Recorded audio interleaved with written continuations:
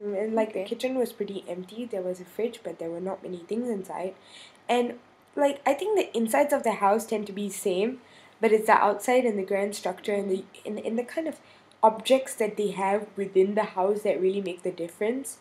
Because his structure was built well, and he even had a garage band Oh, the area. garage band. Wow. I thought it was so lovely. Like after dinner, cause I sat with near the teachers and Pak Dade and everything, and then just joking around. And he's a very funny man, Pak Dade.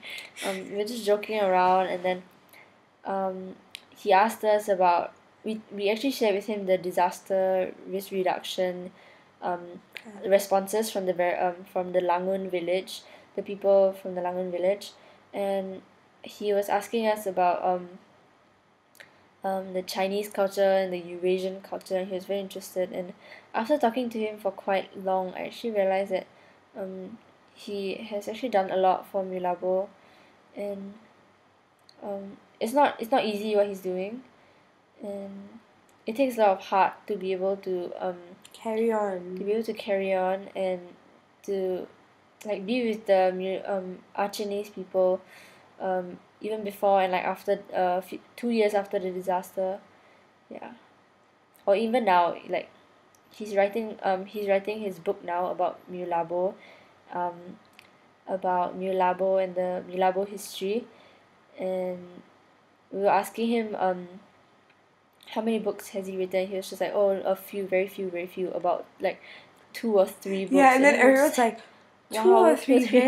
very few in but a he total but sarcastic tone. he only write books about Meulaboh, and kind of want to And the read them. history and things Yeah. like that. Kind of nice to see people still care about the past in such a Because technological Meulaboh is not age. really well documented, so I guess he's just trying to add to that. Yeah.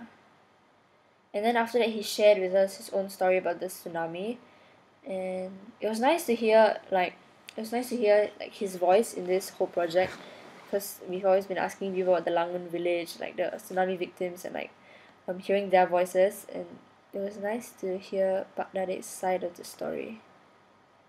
He lost many family members, and yet he carries on. So, like the strength he must have is quite great. I mean, even as a part of a political membership. I mean, I always think that politicians have a lot of strength within them, but he also has a lot of like emotional strength in a way to be able to move on, and his But wife as well, I yeah, guess. but so at the end of the day, Meulaboh people, they all experienced the tsunami, but in different degrees or not, it was still A a tsunami. very sudden experience, a very quite fairly traumatic experience, and we shouldn't judge the judge the outcomes based on like the degrees of um how much they were affected, because um these people were,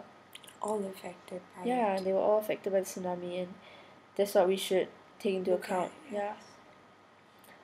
So quite a big day for us, day three day 3.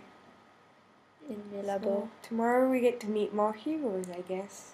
Tomorrow we're doing individual interviews, so that'll be And fun. yeah. The interviews get more exciting Yeah, I as we think go eventually on. you kind of get used to like walking around in the village and like, Yeah. hi, hello, can we talk to you Yeah. about this kind of thing? Okay, so that is this is our video log for day 3 in Meulaboh.